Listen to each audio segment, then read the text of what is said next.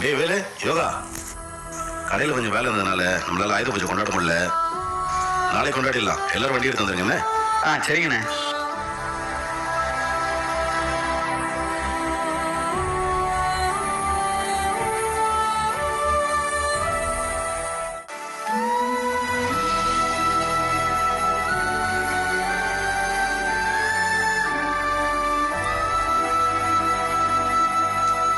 டேய் டைம் ஆயிடுச்சுடா, பூஜை ஆரம்பிச்சிருவோமா? நீங்க வந்து பண்ணிடலாண்ணே.